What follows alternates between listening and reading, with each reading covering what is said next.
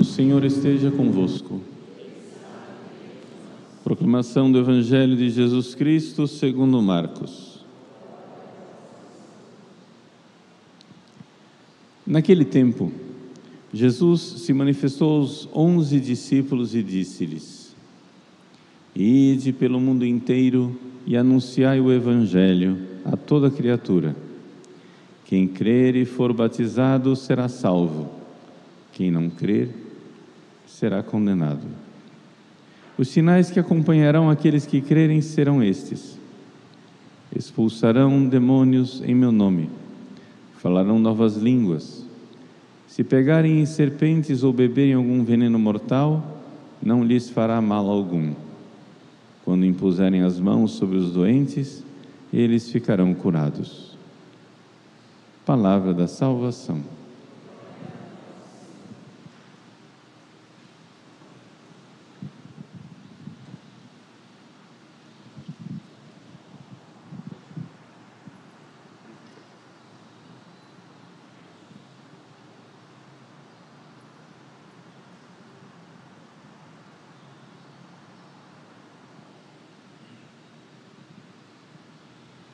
Meus queridos irmãos e irmãs, com grande alegria celebramos a festa da conversão de São Paulo. E como é costume na liturgia romana, queremos sempre também recordar São Pedro. Não se celebra São Pedro sem São Paulo e nem São Paulo sem São Pedro. O que significa celebrar a conversão de São Paulo? Bom, em primeiro lugar, estamos aqui, ouvimos na primeira leitura a narrativa de um acontecimento que mudou a história do planeta. Aquele acontecimento na via de Damasco não mudou somente a história de Paulo, isso mudou a história do planeta, porque sem a conversão de São Paulo, a evangelização e a implantação da igreja na Europa não teria sido a mesma. São Paulo, com as suas viagens missionárias, com o seu estilo apostólico, com a sua santidade, com as cartas que ele escreveu, certamente é, sem dúvida alguma, um homem que mudou a história do planeta. Se nós formos olhar para os historiadores, as pessoas que não têm fé e que analisam o cristianismo, pode ser que você encontre algum historiador que se pergunte: mas será que Jesus existiu? Será que Jesus não foi uma invenção dos cristãos? Mas diante da certeza de São Paulo, as dúvidas a respeito de Jesus desaparecem. Por quê? Porque não há dúvida nenhuma de que existiu esta pessoa chamada São Paulo. Os documentos históricos são fartos, são abundantes, as cartas que ele deixou, portanto, seria impossível que um gênio espiritual como São Paulo, que escreveu as suas cartas com aquela profundidade, com aquela sublimidade de doutrina, fosse um gênio que inventou um Jesus. Não tem lógica. Ou seja, ninguém, um gênio espiritual, se ele fosse o autor daquela doutrina, se ele tivesse inventado aquela doutrina, ele não precisaria atribuir a um outro. São Paulo era um gênio que inventou uma grande doutrina e inventou Jesus. Não tem lógica alguma. São Paulo, que mostra sua grandeza, sua sabedoria nas suas cartas e sua santidade na sua vida, diz: eu não sou nada, existe alguém que é maior do que eu, é Jesus. E é esse Jesus que ele encontra na via de Damasco. É isso que nós estamos celebrando hoje, esse acontecimento. Um acontecimento histórico testemunhado por outras pessoas. São Paulo tinha recebido cartas dos chefes dos judeus para aprisionar os cristãos em Damasco. A nossa iconografia gosta de pintar São Paulo entrando em Damasco montado num cavalo. A narrativa dos Atos Apóstolos não fala de cavalo. Pode ser muito bem que ele estivesse sentado num cavalo, mas simplesmente diz que São Paulo, se aproximando de Damasco, caiu no chão. Se ele caiu do chão simplesmente porque estava andando, ou se caiu do cavalo para o chão, não se sabe, né? Mas o fato inequívoco é que ele ouviu uma voz e viu uma luz. A luz só ele viu, mas a voz as outras testemunhas ouviram. São Paulo narra a sua conversão 3 vezes nos Atos dos Apóstolos. Cada uma desses relatos tem um pequeno detalhe diferente. O fato é que Jesus é aquele que fala com ele e ele não sabe que é Jesus. No terceiro relato da conversão de São Paulo, Jesus diz uma frase, e uma frase que pouca gente se recorda, porque nos outros 2 relatos não está lá. Jesus diz assim: Saulo, Saulo, é duro para ti recalcitrar contra o aguilhão. A gente ouve isso, precisa traduzir, né? É português, mas precisa entender o que é isso. Recalcitrar contra o aguilhão. Primeiro vamos entender o que é aguilhão. Existe uma coisa chamada carro de boi. Quando a carroça é puxada por um cavalo, o cavalo, que é um animal mais sensível, ele se move a partir do chicote. Às vezes só o estalar do chicote, não precisa nem bater no cavalo, somente o estalar do chicote já faz o cavalo andar. Mas o boi é um animal mais lerdo, mais pesado, mais insensível. Você pode tentar fazer com que o boi se mova puxando o carro de boi com chicote, mas não vai adiantar, porque aquilo não faz nem cócegas no boi. Então, as pessoas que entendem de boi descobriram 2 lugares sensíveis no boi, onde eles podem fazer o boi, né, dominar o boi. O primeiro é o nariz, né? Que é que faz para o boi ficar quieto. Se passa uma argola no nariz do boi, e aí você vai e amarra o boi pela argola, ele fica quietinho, não sai do lugar, porque aquilo dói. Mas o que faz com que ele ande é umas partes sensíveis que ele tem aqui atrás da orelha. Então, o condutor do carro do boi, ele tem uma espécie de lança, é um aguilhão, uma agulha grande, né? Uma lança. E com aquele aguilhão, o condutor do carro do boi cutuca, estimula o boi aqui atrás da orelha, que é um lugar sensível. Então, uma pequena ferroada, uma pequena cutucada, e o boi, sentindo aquela dor, ele então anda. Mas pode acontecer que haja um boi rebelde. E o boi rebelde recalcitra contra o aguilhão. O boi dócil, você cutuca com o aguilhão, ele caminha e puxa o carro de boi. Mas o boi rebelde, ele dá cabeçadas. Recalcitrar quer dizer espernear, né? No caso aqui, ele cabeceia, ele dá cabeçadas contra o aguilhão. E o que acontece? Quando ele bate a cabeça contra o aguilhão, para se defender, o aguilhão entra mais fundo. Aí sim que ele sai ferido. Aí sim que ele sai prejudicado. Então você entendeu, explicamos o português. O que quer dizer recalcitrar contra o aguilhão? Quer dizer que é um boi rebelde que, cutucado por aquela lança, dá cabeçadas e a lança entra mais fundo. Ou seja, a rebeldia faz com que ele saia mais prejudicado ainda. Jesus,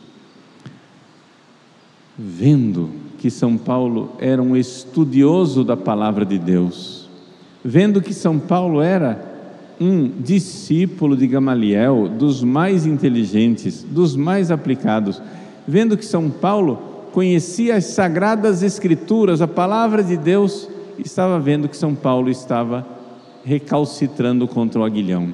Quanto mais ele meditava a palavra de Deus e com ódio, as cabeçadas, perseguia os cristãos, mas aquela palavra feria. Então, o processo de conversão de São Paulo, segundo esta frase de Jesus, não começou na via de Damasco. Já havia ali um aguilhão, já havia algo que o incomodava. Ele via nas Escrituras que Jesus era o prometido, mas não podia ser. Por quê? Porque Deus prometeu o Messias. Jesus tinha tudo como o Messias prometido. Jesus era descendente de Davi, Jesus tinha a sublimidade da doutrina, Jesus fazia milagres, como se prometia que o Messias faria, mas tinham as coisas que não entravam na cabeça de Paulo. Primeira coisa, como é possível que o Messias venha e o mundo continue desse jeito?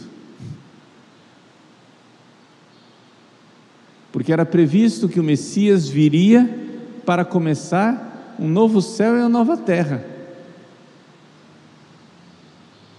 E na verdade, o que São Paulo não estava entendendo é que haveria duas vindas do Messias, não uma só. Duas. A primeira na humildade e a segunda na glória. A primeira para começar o tempo da igreja, a segunda para começar o novo céu e a nova terra. E outra coisa que São Paulo não entendia: como é possível que Jesus seja o Messias, o prometido, o enviado, e tenha morrido na cruz? Mais tarde São Paulo dirá: eu prego Jesus e Jesus crucificado, escândalo para os judeus e loucura para os gregos. Escândalo. Ele se escandalizou de Jesus. Como é que ele podia ser de Deus e morrer a morte de um pecador? Desculpem a palavra, a morte de um desgraçado. E mais ainda, outra coisa que escandalizava São Paulo, que Jesus, se ele era o Messias, se ele era um homem piedoso, como era possível que ele se fizesse Deus?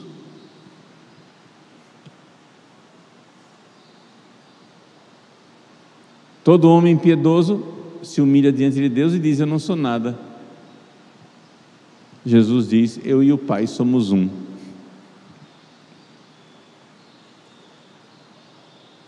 Vereis os anjos vir ao redor do Filho do Homem. O Filho do Homem irá voltar com poder e glória para julgar os vivos e os mortos.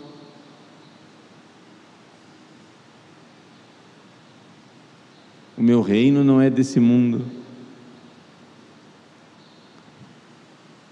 São Paulo então se escandalizava com Jesus. A palavra de Deus apontava que Jesus é o Messias, mas coisas não encaixavam na cabeça de São Paulo. Então São Paulo chegou à conclusão: Jesus, se ele não é o Cristo, ele só pode ser um anticristo. Se Jesus não é o Cristo, ele só pode ser algo profundamente demoníaco e terrível. Se Jesus não é o Cristo, ele só pode ser o próprio Satanás, que veio para desviar as pessoas. E com zelo, Saulo respirava ódio contra os cristãos e queria prendê-los, realizando a profecia que o próprio Jesus tinha feito. Jesus disse: as pessoas irão prender vocês e irão matar vocês achando que estão agradando a Deus.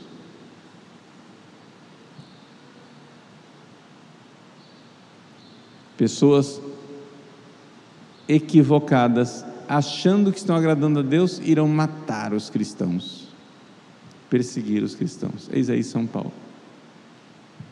E então, no caminho de Damasco, aquele aguilhão que estava ferroando São Paulo, aquele aguilhão que o estava incomodando, agora veio o golpe de misericórdia.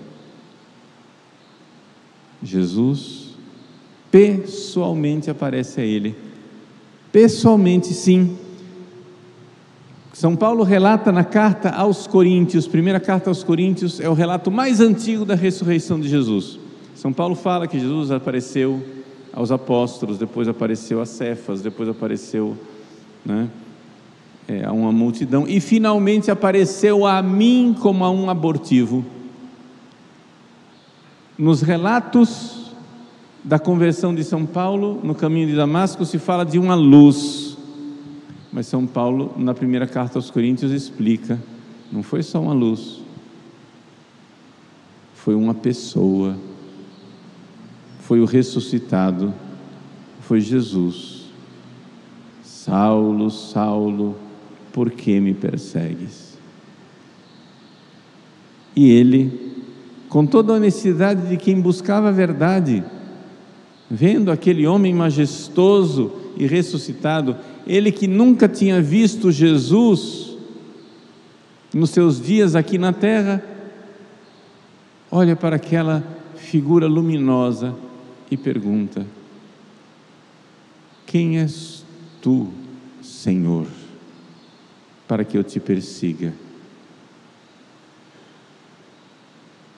Eu sou Jesus. Este encontro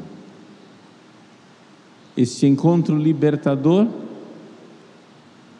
que colocou Paulo numa situação de salvação, mas ao mesmo tempo de grande constrangimento. E agora?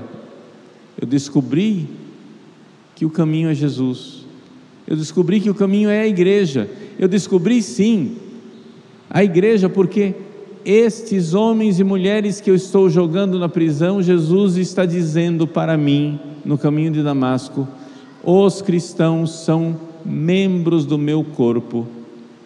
Quando Saulo persegue um cristão aqui na terra, Jesus lá no céu diz: tu me persegues. Saulo jogava na prisão os que seguiam o caminho de Cristo, mas Jesus diz: não é a esses pobres homens e mulheres que tu jogas na prisão, é a mim. Saulo encontra o Cristo e encontra a igreja no mesmo acontecimento, mas ali vem o drama de Saulo: e agora, como eu faço para entrar na igreja, já que todos eles me odeiam? E odeiam com razão. Jesus então, que não faz nada incompleto, aparece a Ananias e diz: vai até a rua direita em Damasco. Essa rua direita existe ainda hoje em Damasco. tem um homem que está rezando. Que angústias não deveria estar no coração de Paulo nesse momento da oração. Encontrei Deus, mas eu persegui a Deus. Eu era contra a obra de Deus. E então Ananias vai até Saulo e o liberta. Antes do batismo, São Paulo recebe uma espécie de exorcismo de suas angústias. São as escamas que lhes caem dos olhos e ele finalmente enxerga. A luz de Cristo é uma luz que ilumina, mas muitas vezes, devido à fraqueza dos nossos olhos, é uma luz que nos ofusca.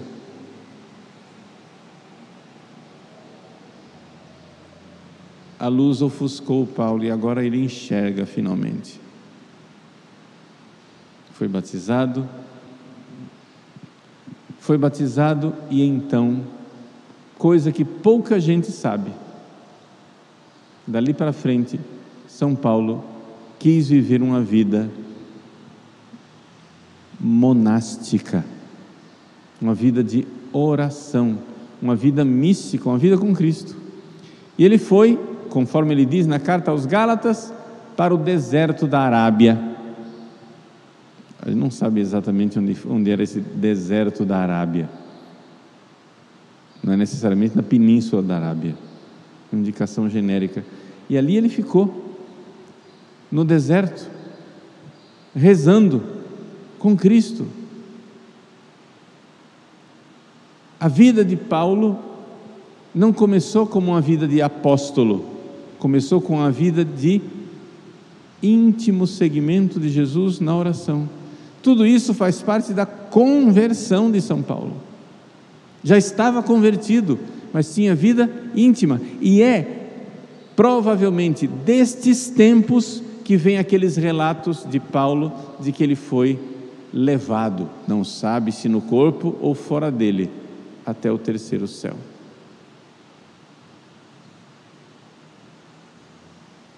Ou seja, ali ele teve suas experiências místicas, e foi já como grande santo, místico, conhecedor íntimo de Jesus, que então, em Antioquia, na Síria, Paulo e Barnabé são escolhidos. Ali ele é ordenado bispo, se lhe impõe as mãos, ele é ordenado bispo, e então ele parte em missão, parte para evangelizar. E graças a Deus ele partiu, senão nós não seríamos cristãos. A primeira comunidade cristã na Europa foi fundada por Paulo, a comunidade dos Tessalonicenses, perdão, de Filipos, dos filipenses. Não haveria Portugal evangelizado e não haveria Brasil evangelizado se Saulo não tivesse se transformado em Paulo e não tivesse vivido todas essas coisas.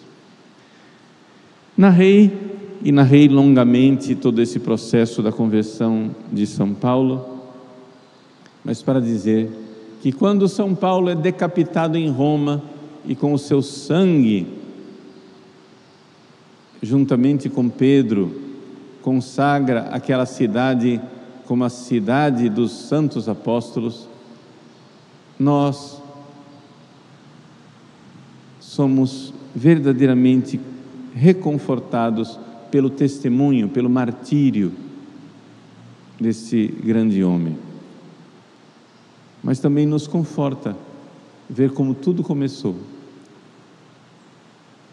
O martírio de Paulo, com a sua cabeça cortada, é como tudo terminou gloriosamente. Mas ver como tudo começou. Quando éramos inimigos de Deus, diz Paulo. E como essa palavra inimigo de Deus devia falar fundo no seu coração. Quando éramos inimigos de Deus, Deus nos deu o seu Filho. Quanto mais não nos dará tudo aquilo que nós precisamos, agora que somos seus amigos. Paulo, amigo de Deus, que fez de nós amigos desse grande Senhor, Jesus.